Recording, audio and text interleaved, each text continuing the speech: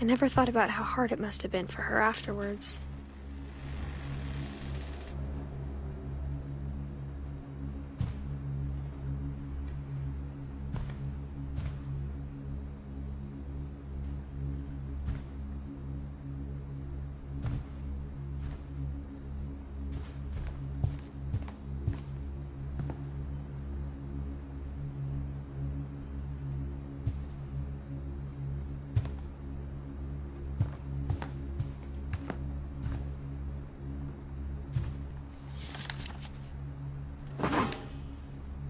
Of all the stories people wrote about Barbara's death, I'm surprised Edie saved this one.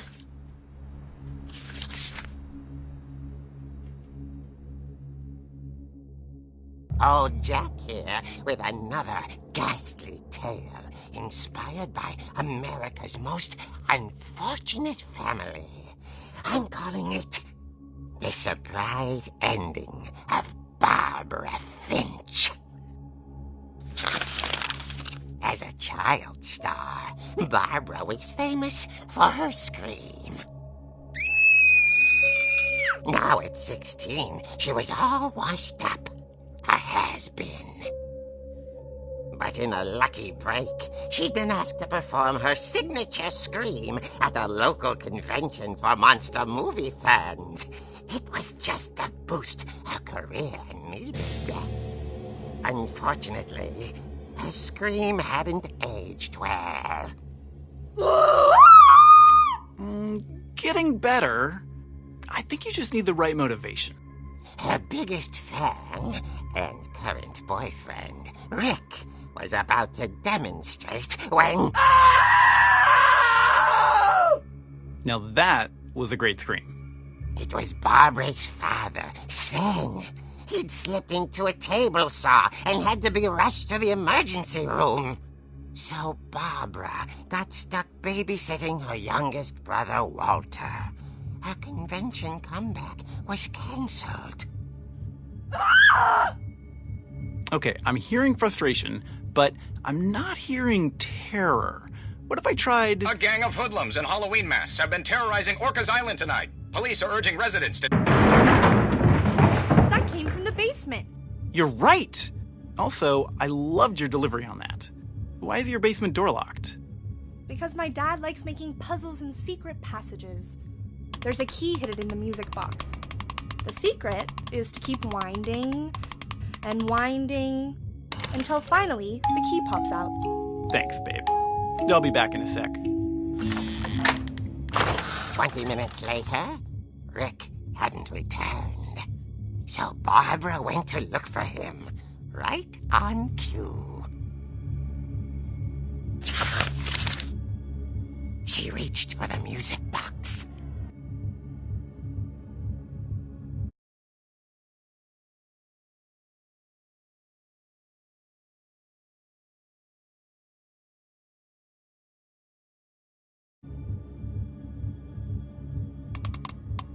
And as she wound the key, she listened for Rick, but the house was silent.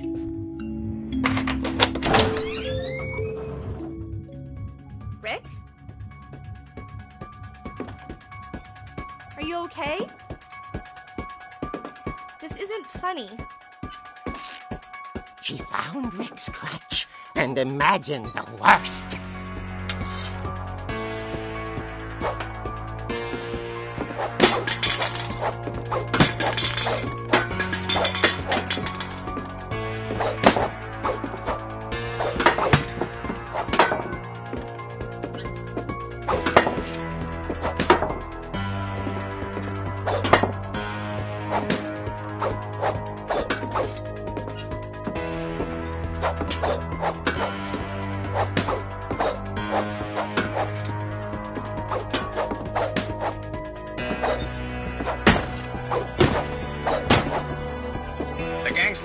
Infamous Hookman killer, Dr. Carl Hamill, who impaled and then ate his family 10 years ago tonight.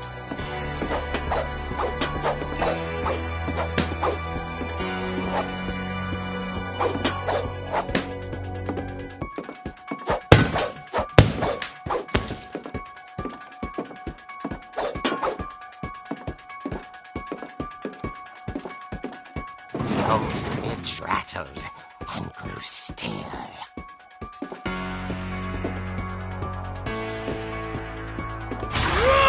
Oh dear! Oh! Rick?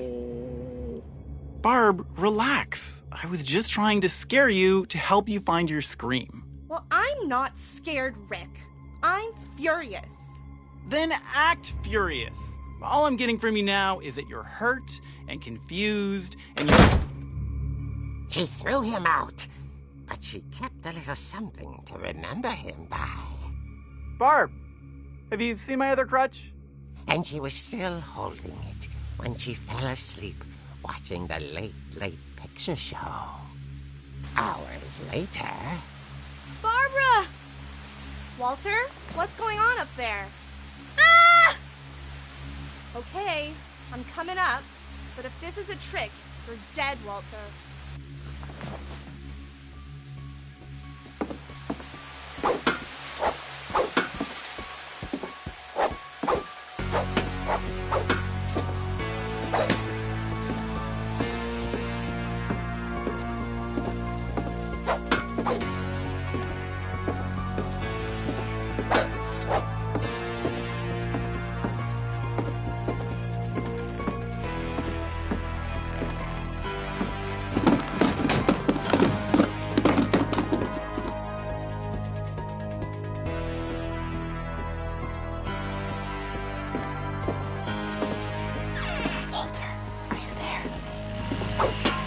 Walter vanished, but his bedside radio was still on.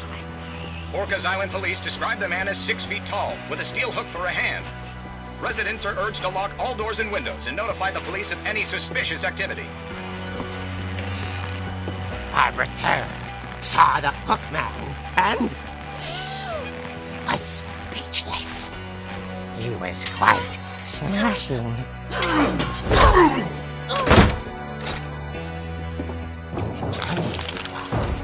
He couldn't get enough of Barbara. Okay, Barbara. That night, she played her part beautifully.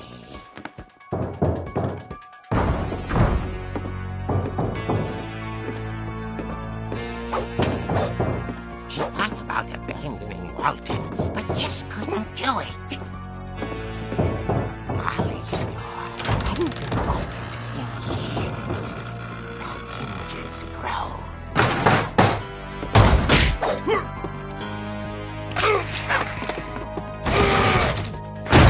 He wasn't moving, but she sensed the story might not be over yet.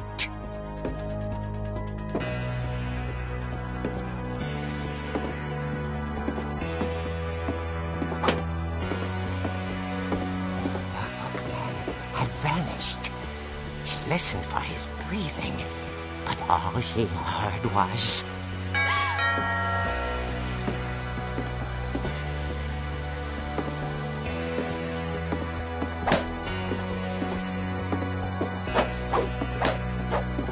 Someone at the door was dying to speak to young Barbara. At the door, she heard whispering. Was coming from inside the house.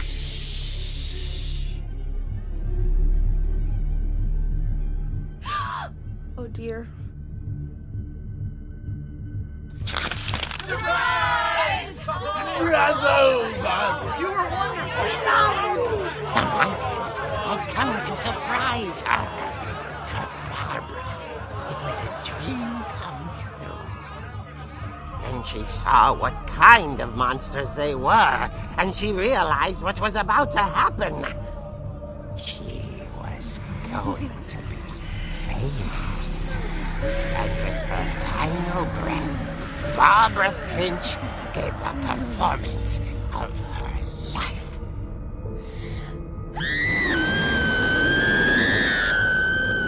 I wasn't there myself, but I hear Barbara was magnificent. Poor girl. She had a taste for stardom. But unfortunately, so did her fans. Of course, the police blamed it all on poor Rick, who disappeared the same night. And little Walter, hiding under his bed the whole time. He took it all pretty hard, but that's another story. As for Barbara, tucked inside the music box is all they ever found of her. Her ear. Now that's what I call a real eerie tale.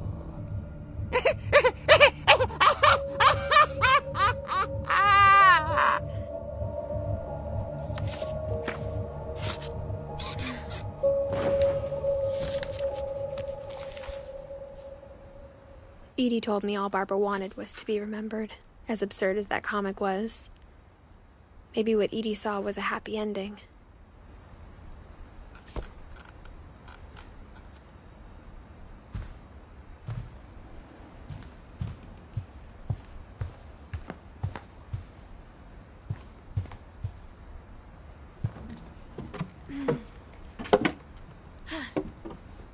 I guess now I know why Mom didn't like me playing with the music box.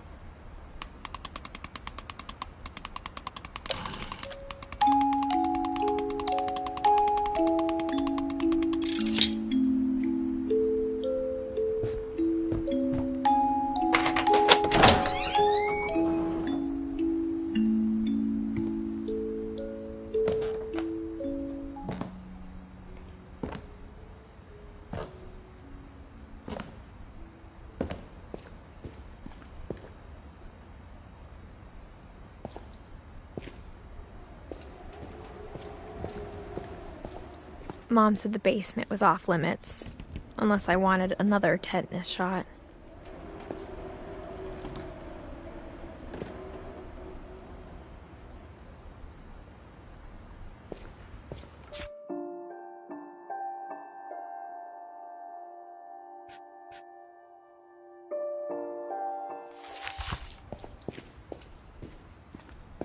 I saw Edie sneak down to the basement once, carrying packages.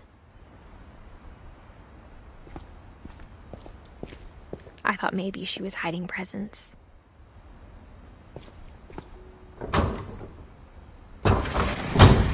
It turned out she was hiding a lot more than that.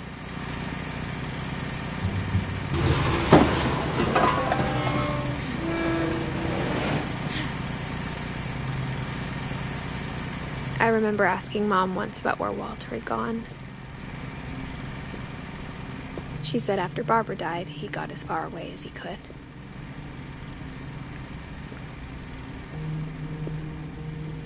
If there's a pattern in all these stories,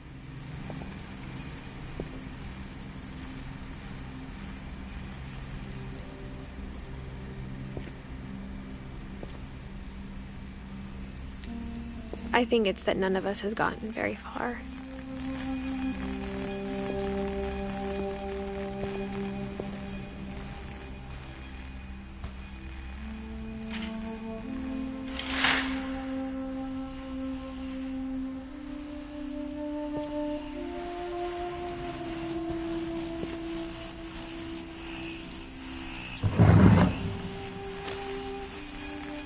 Goodbye, everyone. I can't believe I've been down here for 30 years. On that first day, after the shaking started, I didn't think I'd survive a week.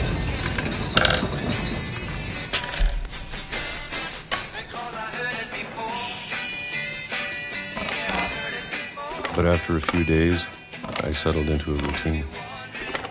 That's what kept me sane. Having a schedule, living for today. I always expected to be dead tomorrow. But if you wait long enough, you get used to anything.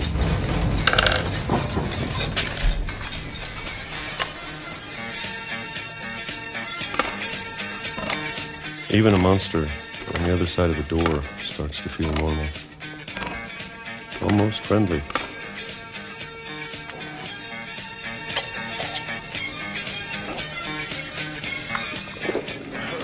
And then one day, everything just stopped. Whatever that thing was, it was gone. Maybe it got tired of waiting. Or maybe I just got tired of being afraid.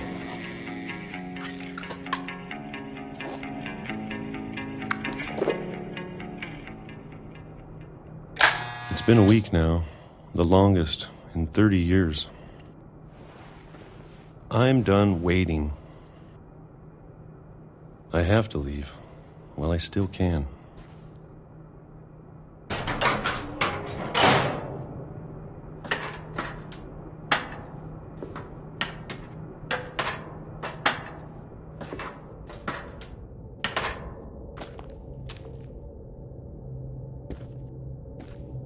I know it's out there somewhere. Whatever killed Barbara and Molly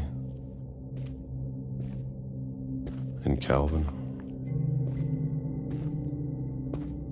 Maybe this is all a mistake. But I need to stop living the same day, even if it kills me. Whatever's out there, I want you to know I'm ready for it.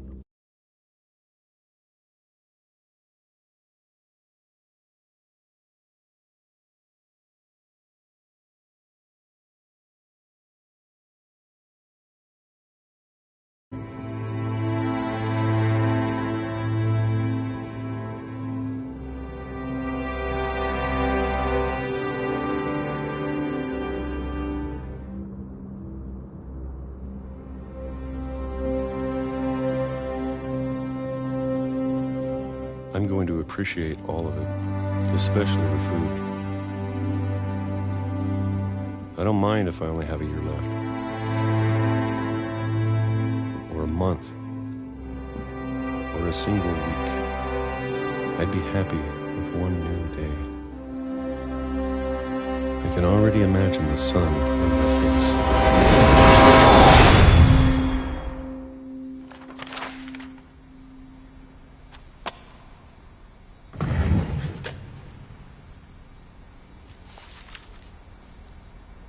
Walter died when I was 6. I can't believe my mom never told me he was down here. I'm sure my mom was trying to protect me.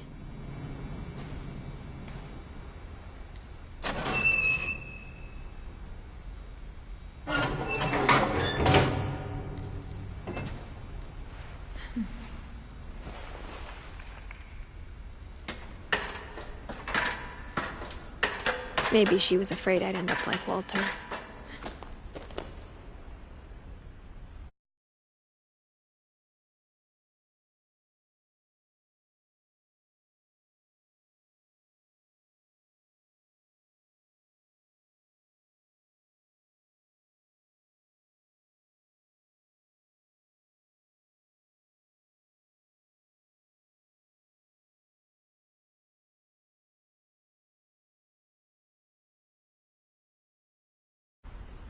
But if she never told me about an uncle under the house, I can only imagine what else she was hiding. I don't want to make the same mistakes she made. Trying to bury something that's still alive.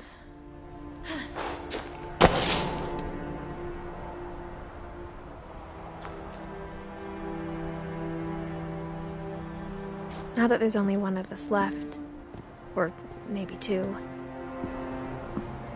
I thought it was time I heard the stories for myself and found out what happened to everyone else. But now I'm worried the stories themselves might be the problem. Maybe we believed so much in a family curse, we made it real.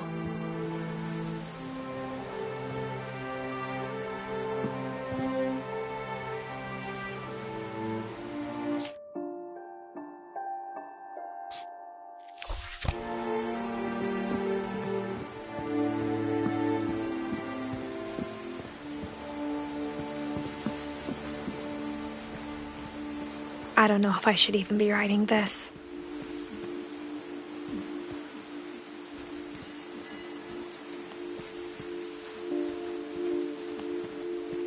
Maybe it'd be better if all this just died with me.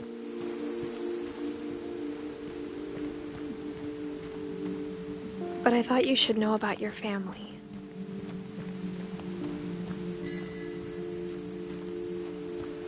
And the history you're a part of.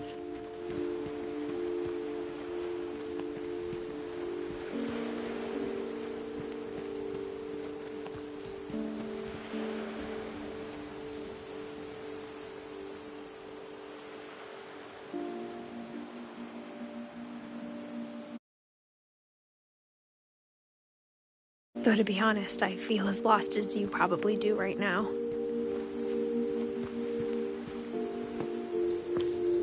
I think the people in these stories believed them, for what that's worth.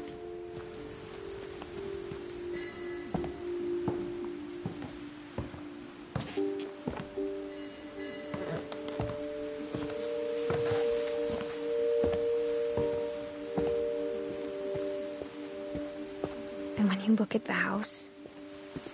That history of imagination and stubbornness and madness. Any of it seems possible.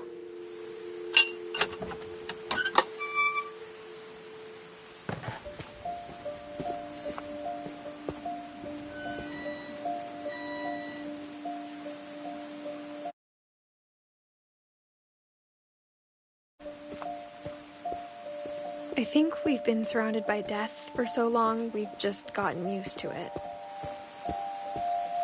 What kind of family finishes building a cemetery before starting the house?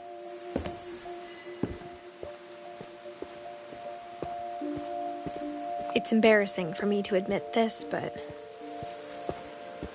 the pet cemetery made me more uncomfortable than the human one. 3 of the gerbils were mine, and 2 had been my fault.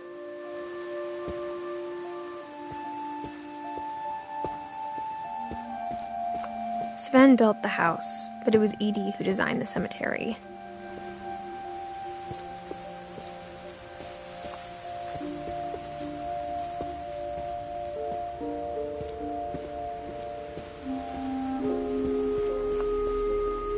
I'm sure Odin's monument had been Edith's idea. My mom was always trying to move on, but for Edith, the past never went away.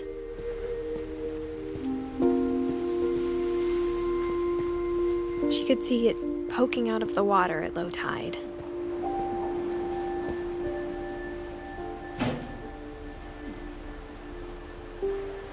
Edith said she dreamed about the old house every night.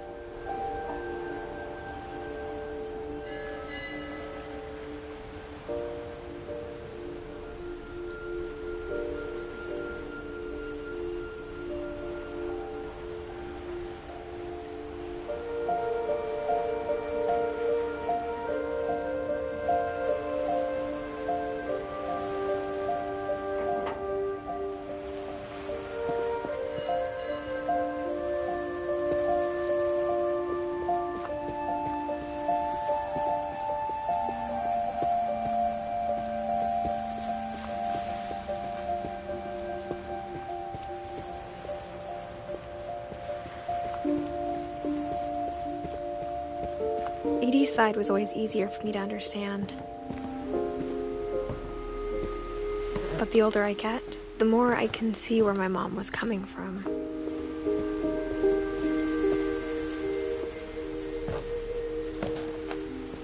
She lost 2 of her brothers, just like I did. I get why she tried so hard to protect us.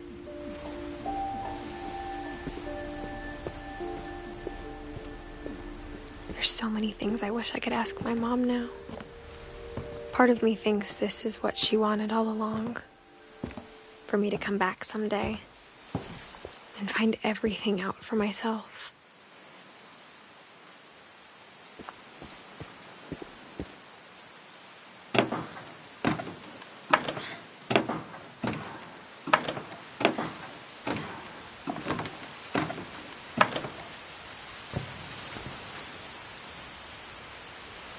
But looking back on it now, if she told me there was going to be so much climbing, I never would have come when I was 22 weeks pregnant.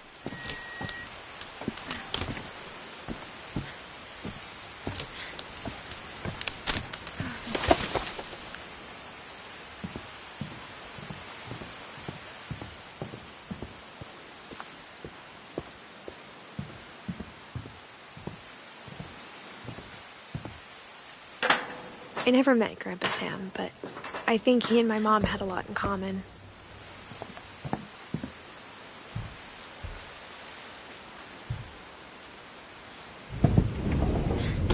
They were both pretty intense. Instead of hiding from death, Sam seemed to go out of his way to meet it.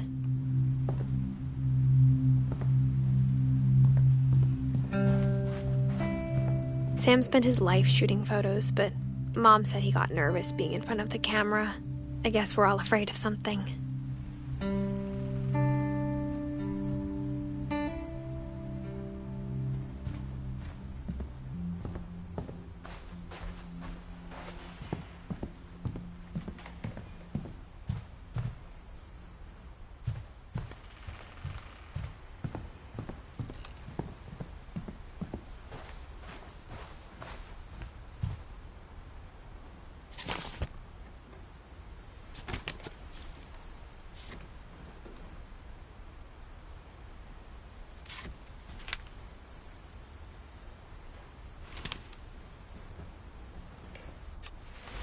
Dawn, I promise, you'll never forget this weekend. Yes, sir. These memories are gonna last a lifetime. Mm-hmm. Perfect. It's gonna rain the whole weekend, isn't it?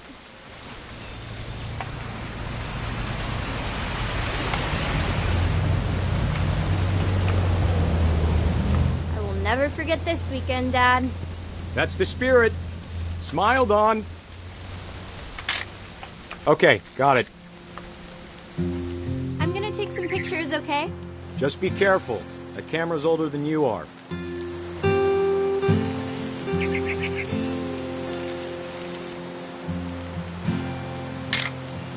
Aw.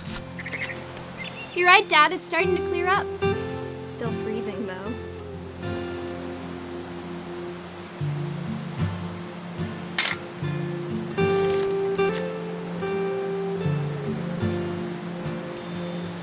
Definitely should not have drunk all that coffee. Hold still while I take a... Hey!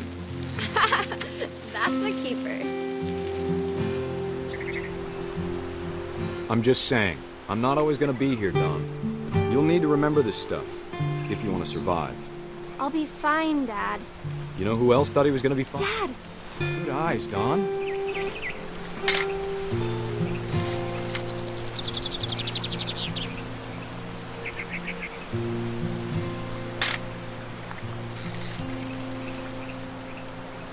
Before you take the shot, let me get a picture of you.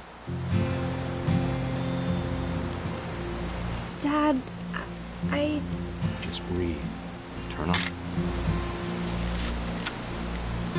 Let me get behind you. Do I have to do this? Dawn, you don't have to do anything.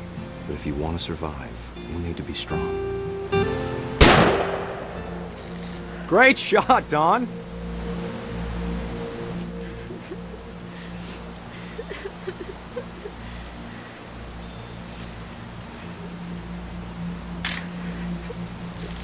I'm proud of you, Dawn. Always remember that, okay?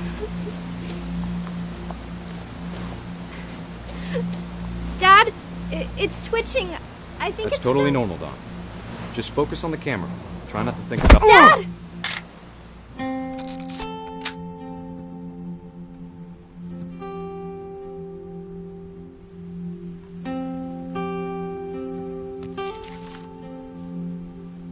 Of all these stories, that's the one I wish most that my mom had told me.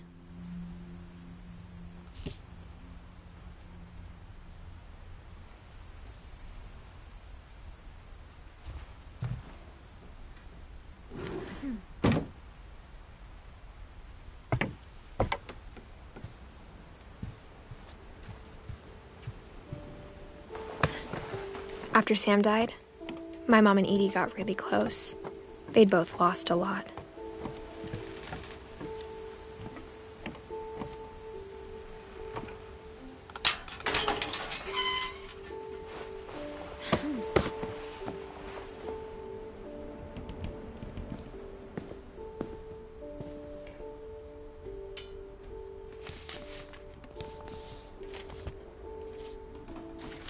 Dear Kay, do you remember the way Gregory used to laugh when he thought he was alone? Like something funny was happening, but only he could see it.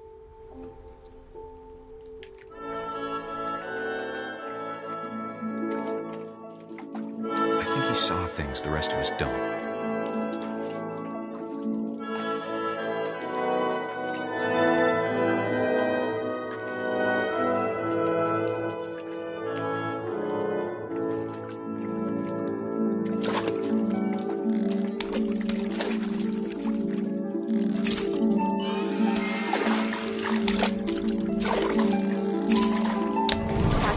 Gregory, it's time to... Hold on, sweetie. Hello? Sam, I told you I don't want to talk right now. I wonder what he saw.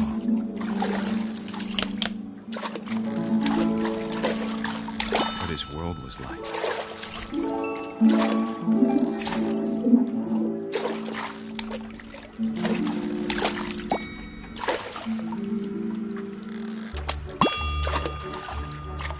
Reminded me so much of Calvin. Lost in his imagination. Whatever it was he saw.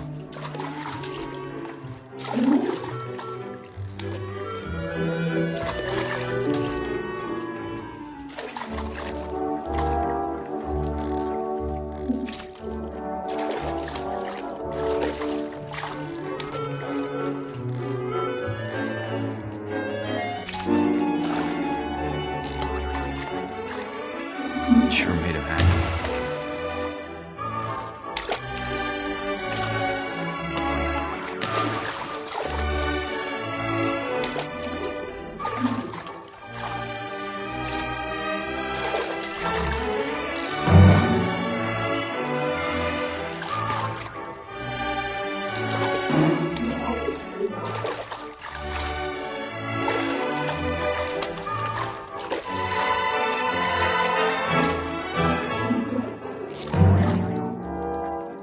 Silly it sounds.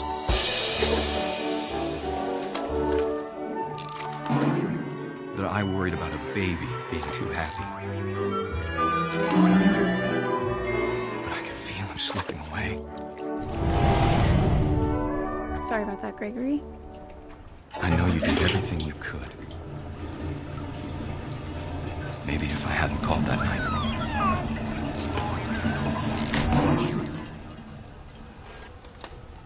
I don't want Gregory to hear this. I wish he could have told us about the world he saw.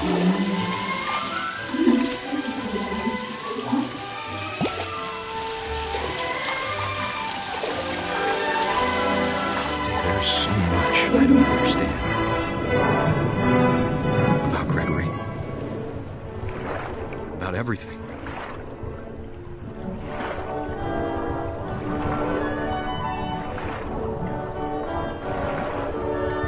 What happened wasn't your fault.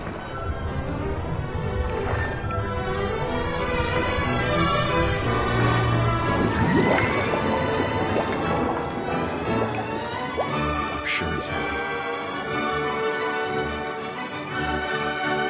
And he'd want you to be happy too. Good luck, Kay. Love, Sam.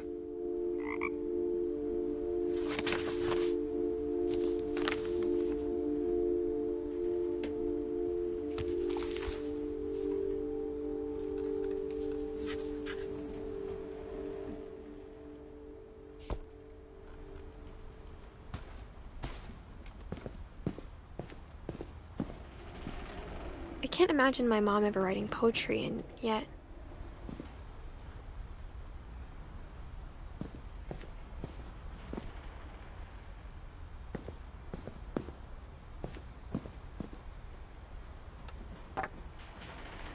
A poem for Gus, who always said the wedding was a bad idea. Our father never hit us kids, at least not very hard, before the day my brother said with teenage disregard that he'd be dead before he'd see a wedding in our yard.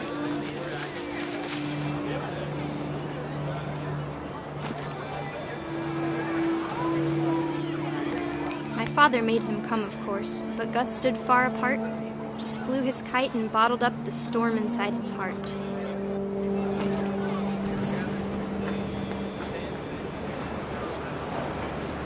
I tried to talk him out of it, but though he'd never met her, "We don't need a stepmom," were the words that I now pronounce you husband and wife. Make him cry.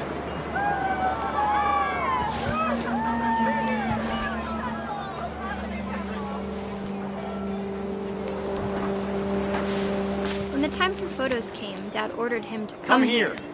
But Gus declined, and as a sign held up his middle finger.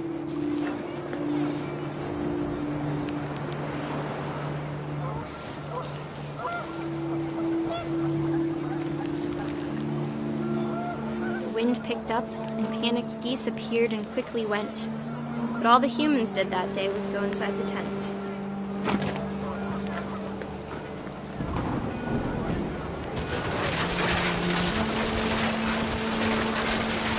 Rain came down in buckets then, but no one seemed afraid that nature might destroy the tent our dad had crudely made. The thunder sounded much too close and full of angry calm, but all my father said to this was, "Make the music louder."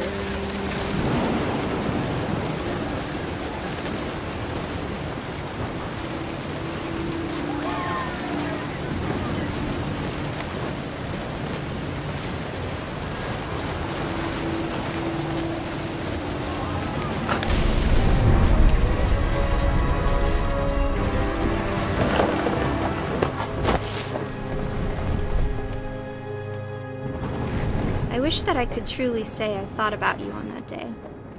Out there on the beach alone, just you, the wind, the sea, and foam. But I didn't, until we found you.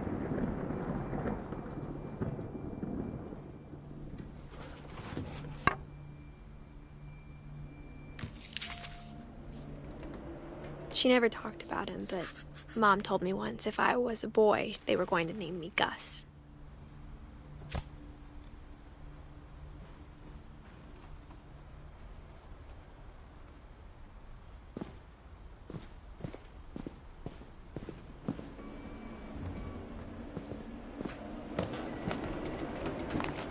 My mom moved up to the loft after her brothers died. At the time, it was as far away as she could get.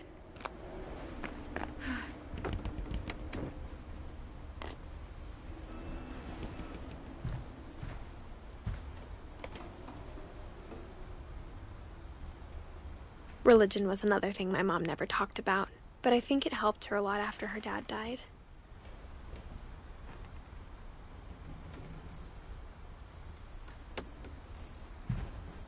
She spent a summer building houses in Calcutta, where she met my dad, Sanjay.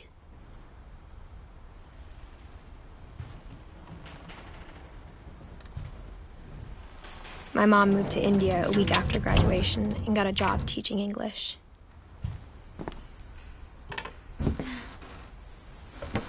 Louis was born a year later.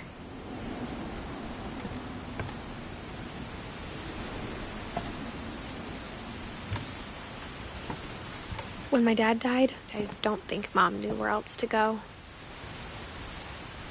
I'm sure Edie was happy to have her back and to see kids in the house again.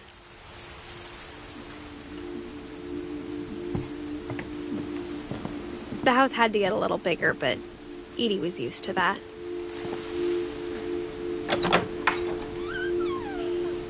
And for a while, things were good, almost normal.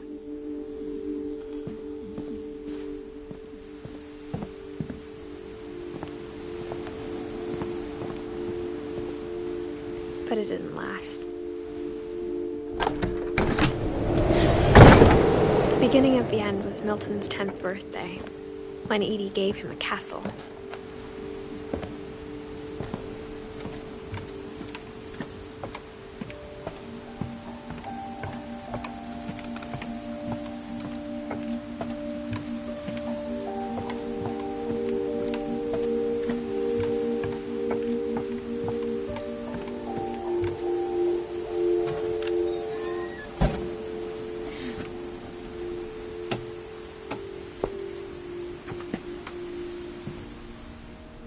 I think Edie was happy to finally have another painter in the family.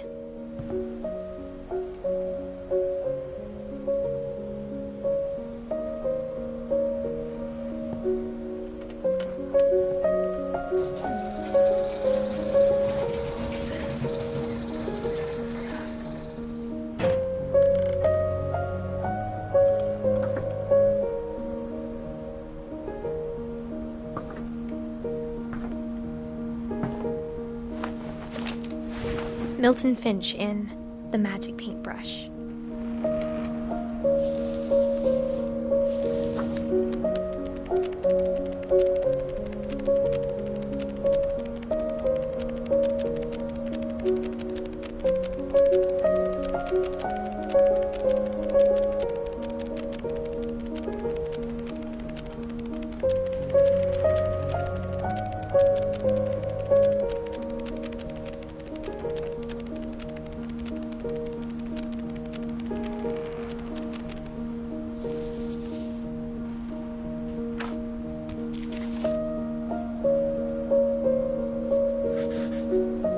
I was 4 when Milton disappeared.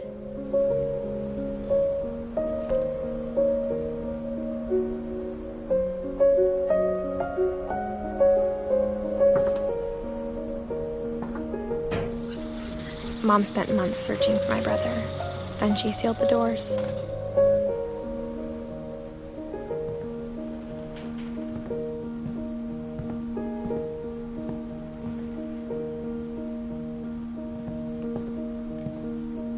Whatever Milton had found in the house, Mom didn't want it getting out.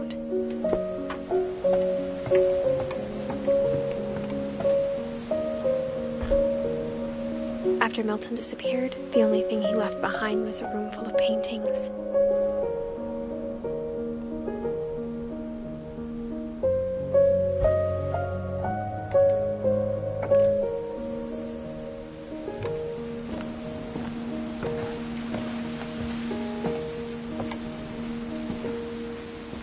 Mom definitely blamed Edie, but I think Louis blamed himself. After he graduated, he just spent more and more time in his room, until Mom got him a job at the cannery. Everyone always told me to stay out of Louis's room, except Louis.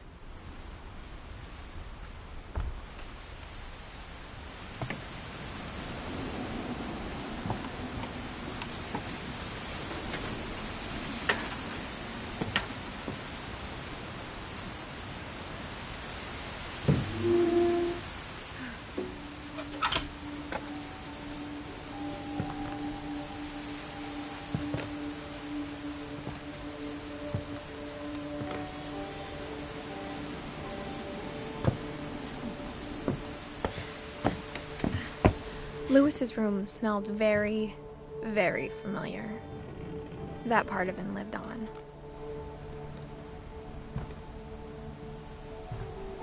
Louis and I spent a lot of time playing games together, but he was surprisingly bad at them. He died a lot.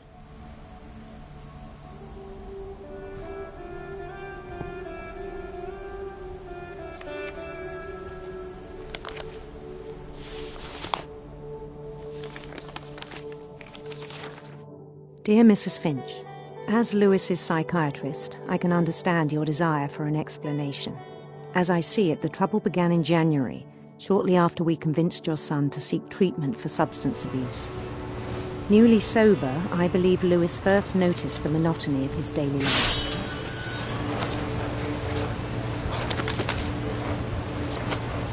He kept working at the cannery. but he withdrew part of himself. In our sessions, I saw the same behavior. His mind began to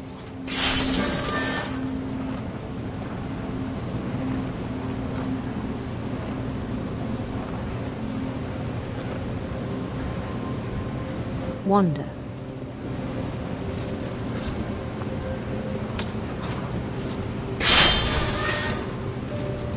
I asked him to describe it. He said he started small, imagining a labyrinth. He'd feel his way about. Then something moved. Bats.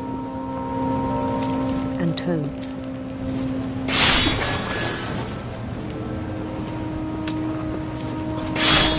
And things that have not names.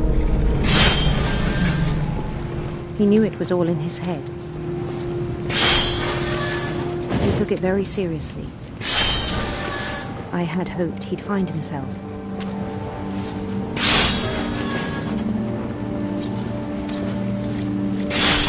But he found something more. I worried about him then, daydreaming at the cannery.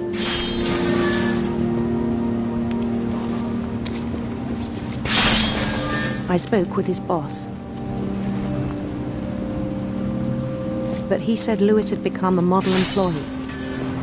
Methodical, tireless, focused. Like a whole new Lewis. So I let him go on.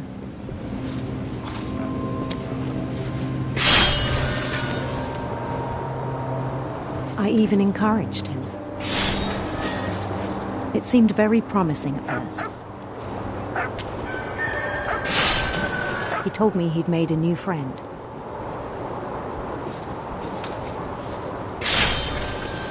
On the edge of a city he named Lewis Topia. He built the city up slowly, brick by brick. Then he made musicians.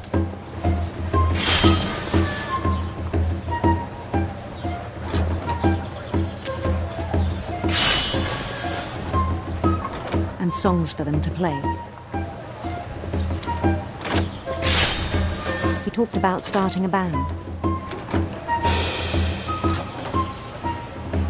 And he was always humming something. Every day his imagination grew stronger. He no longer spoke at the cannery. But his chopping was as reliable as ever. Then one day it struck him that all the cheering crowds, even the stones under his feet, were all in his imagination, so he could do whatever he wished. He held an election for mayor. And he won.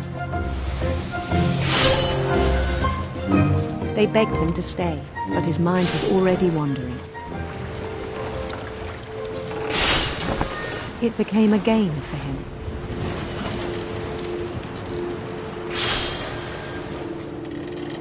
He'd conquer a city, then immediately push on. New Louisville.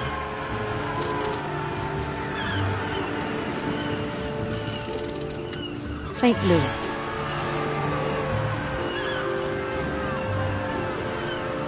He started drifting away from our reality.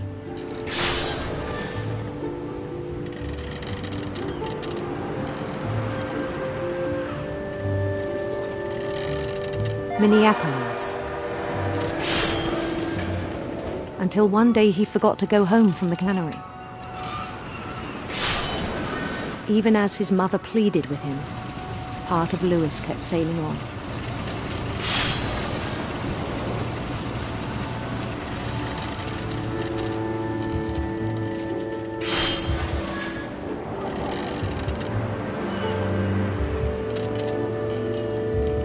In Lewisburg, He heard rumors of her.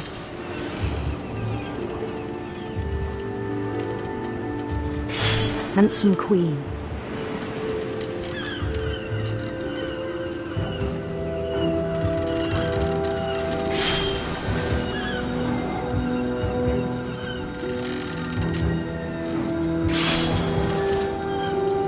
The queen was on her own quest for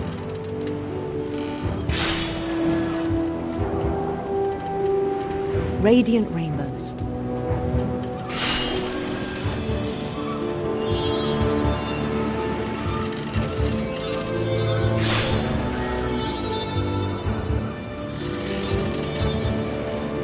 He followed the sound of her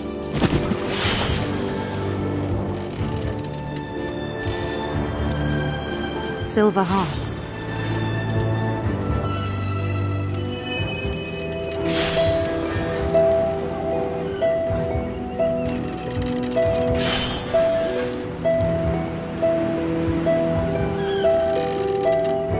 His chase led him to a golden palace east of the sun and west of the moon. Even then, his logic remained sound.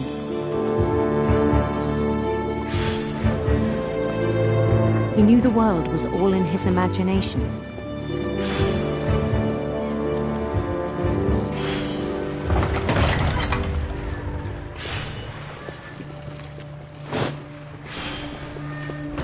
But he was so proud of having created it.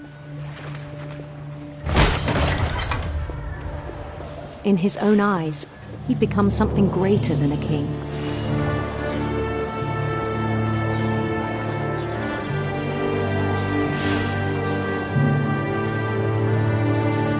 For someone who'd never known success in the real world, I think it was overwhelming.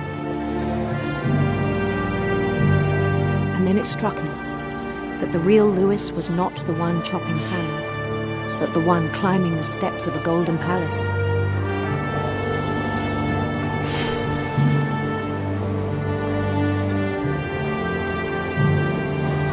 My imagination is as real as my body, he told me. It was hard to argue with him.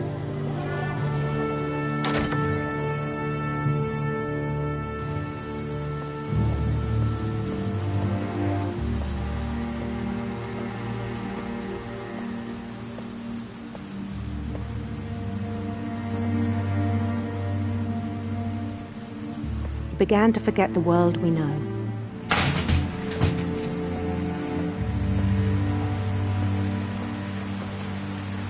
I think it pained him to remember Lewis, the cannery worker.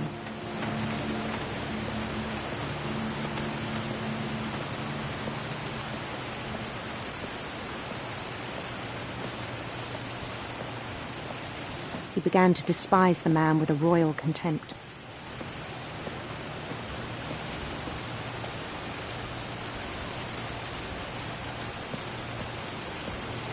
I still thought I could save him. Even after he said he was being crowned king over all the lands of wonder. The palace would be packed with his companions.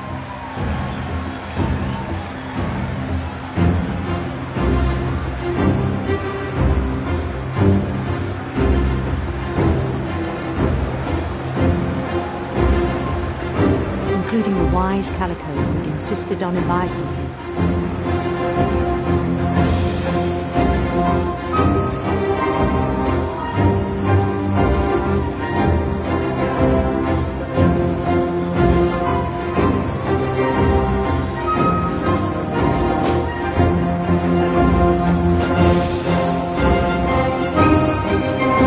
His queen waited, holding his crown.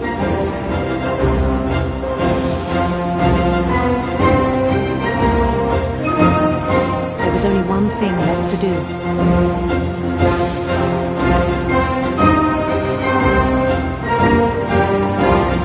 Bend down his head.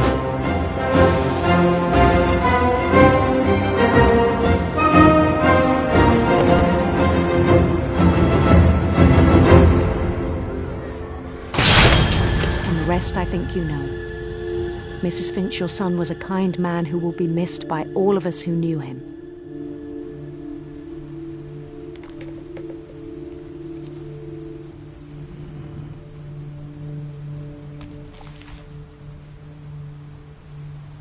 My brother was really cool. I wish you could have met him.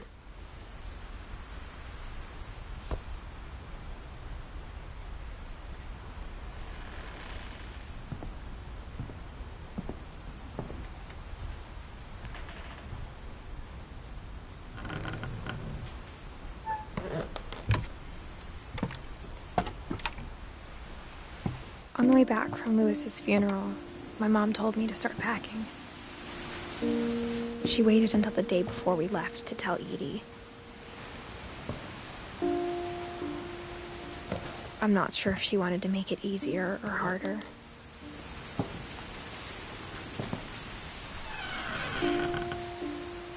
I wish we'd stayed. But I understand why we left.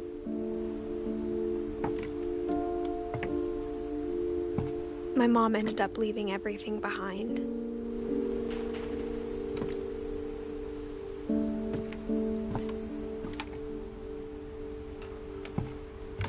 What happened that night had been coming for a long time.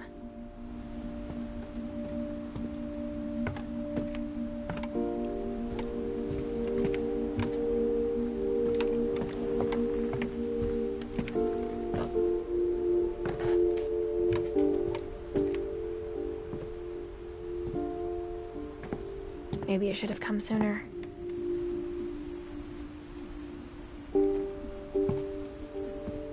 But it had to end one way or another.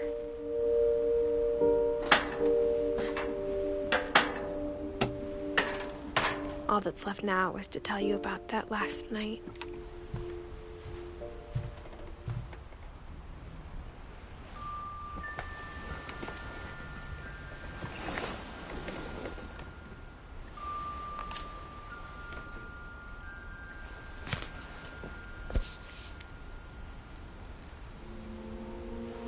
That whole last day, Edie just watched us pack and didn't say a word. Until supper, when she raised her glass and said, "To our final night together, and all our final nights apart." Grandma, you know what I said about alcohol. Some of your medications are very Edith, specific. I left a present for you in the hallway. Why don't you go open it? The grown-ups have to argue now. I'm sorry, you're right. We're all leaving tomorrow. Let's just enjoy our last... I'm not leaving. Edith, you're excused.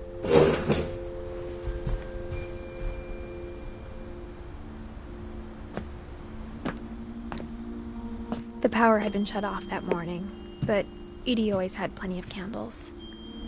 When my mom sealed the library, I don't think she knew about the other entrance. Or that Edie had a key to it.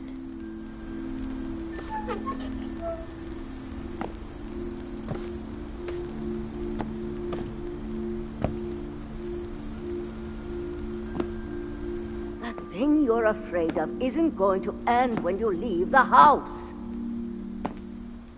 Edith has a right to know these stories. My children are dead because of your stories. I think it's best if Edith and I leave tonight. We'll have the nursing home send a van for you in the morning, okay?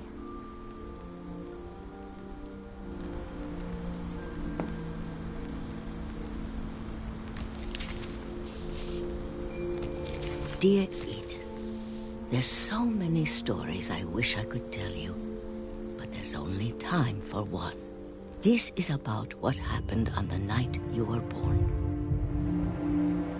That night, the tide went way, way out. It was the first and last time I ever saw the old house aground.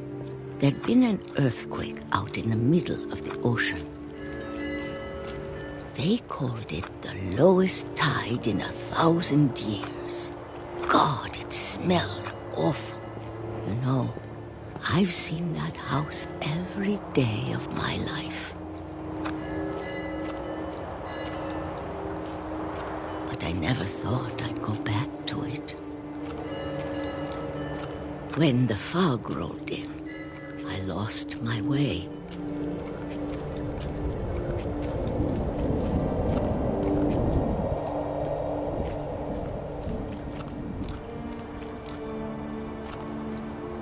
I got turned around.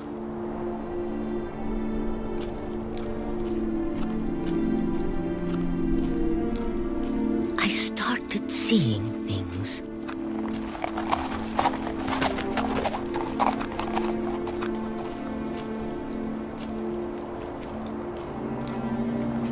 Things I'd forgotten had ever existed.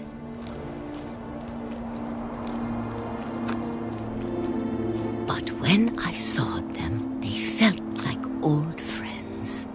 That night, a lot of things came back to me. Or maybe I came back to them.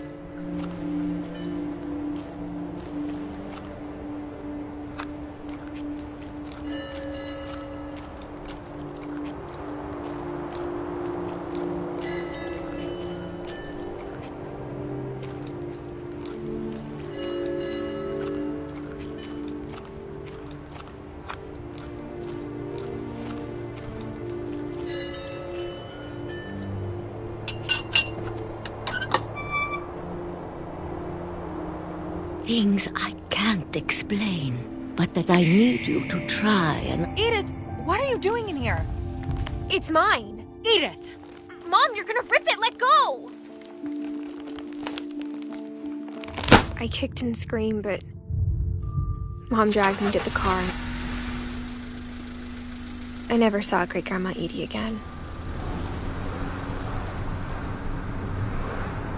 The next morning, the van came to pick her up, but she was already gone. After that, we moved around a lot.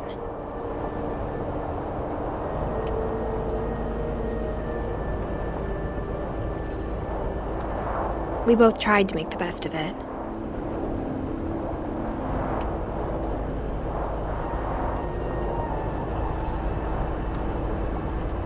A few years went by.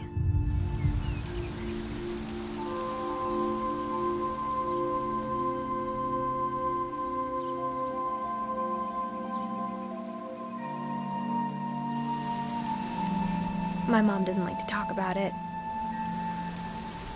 but she started getting sick a lot.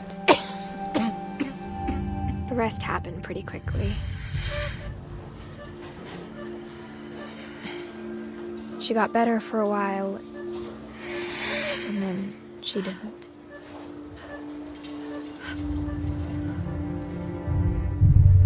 And then I was alone.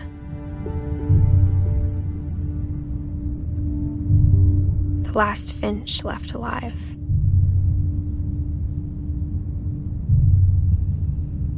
Until I found out about you. I'm still not sure what to tell you about all this. If we lived forever, maybe we'd have time to understand things. But as it is, I think the best we can do is try to open our eyes. And appreciate how strange and brief all of this is. This journal was supposed to be for you. But now I hope you'll never see it. I just want to meet you and tell you all these stories myself. But I guess if you're reading this now, things didn't work out that way.